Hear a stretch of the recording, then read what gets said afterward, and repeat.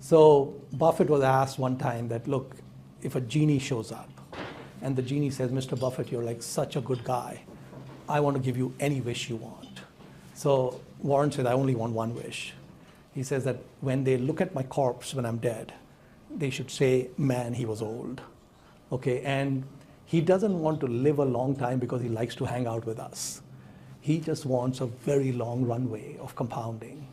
And that's all he cares about. So in his case, his compounding journey started at the age of 11.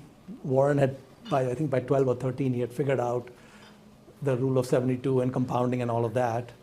And so now, you know, he was born in 1930 and he just turned 93.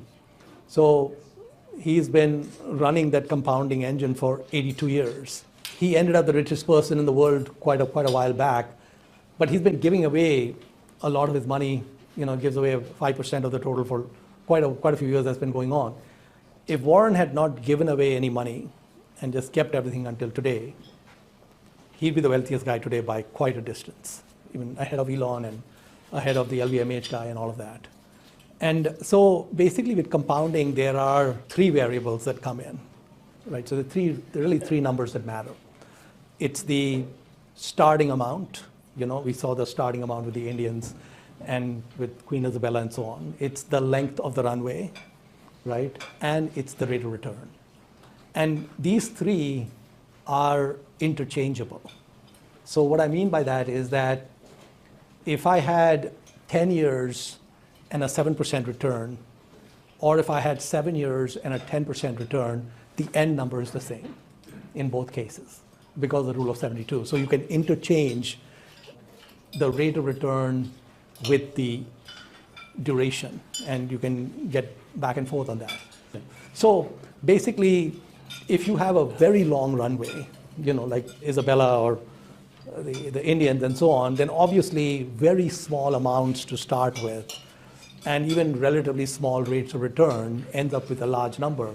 But if you take a normal human lifetime, our lifetimes, you know, we start at, let's say, 18 or 20 or 22, and we go till 80 or 90 or 100, you get a 60 to 80 year runway.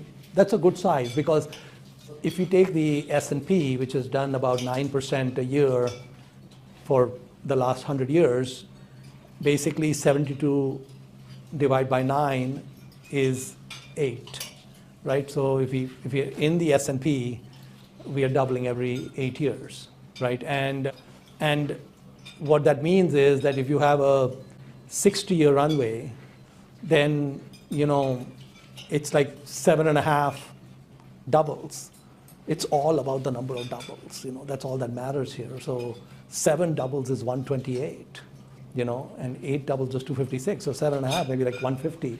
So whatever you start with, you have 150x that where you end with. But since you're adding to your savings every year, that number keeps increasing. So basically, it would dwarf, in many cases, what might be a great exit at some point in your business, because the exit might come when you're 50 or something, reduced runway time, whereas the savings have been going on for 30 years.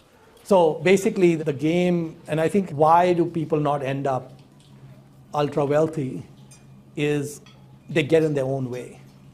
You know, so Charlie Munger, Warren Buffett's partner, one of his best quotes is, never interrupt compounding unnecessarily. Okay, so don't interrupt it. So what that means is, if you're in an index, we don't care about the market. We just dollar cost average every month, the savings are going in, and it's irrelevant what's happening to the market or economy or whatever. We just keep on that program. And most humans are not like the janitor. They're not able to stay with the program. They are too smart for their own good. The other thing about investing is it's a very strange industry in the sense that people who pay the lowest frictional costs win. So the richer you are, rich people like to think that they have got some exclusive guy, some fund manager, some hedge fund guy. Very bad idea. That guy will get rich, skimming off the top. And if you bought the Vanguard, you know, S&P ETF, your frictional costs are like 5 basis points a year, 0.05%. If you're at some hedge fund or something, it's like, 1 and 20, 2 and 20 or something. Most of them after fees are going to be behind the S&P. And so even a 1% or 2% or 3% delta in returns, if the 9% goes to 7% or 6%, over a few decades will be a massive delta, as we've seen with. So it's an interesting field in the sense that Joe Public has an advantage over the YPOers because Joe Public has no access to hedge funds. And Joe Public is forced to go to Vanguard and buy the S&P, and then Joe Public ends up ahead. So please be like Joe Public. But the other thing is that, don't be like Joe Public, where Joe Public leaves his job and goes to Hawaii on a vacation with the 401k before starting the next job. Don't do that. Never interrupt compounding unnecessarily. When I started my first business, I was 25. I pulled 30,000 from my 401k. That worked out in the sense that, in the end, the exits and all were fine. Generally speaking, taking those tax-deferred assets into consumption is not a good idea, not to mention the penalties and all of that.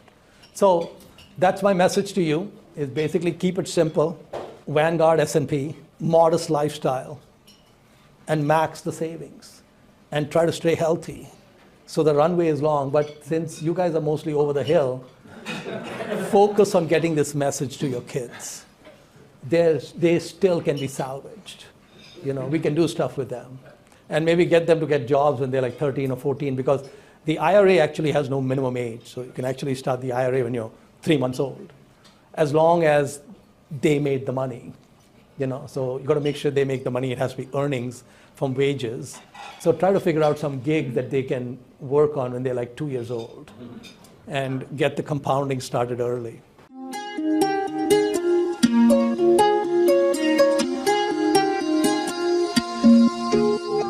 Mohnish Pabrai highlights the immense power of compounding, emphasizing the importance of starting early and maintaining a long runway for investments.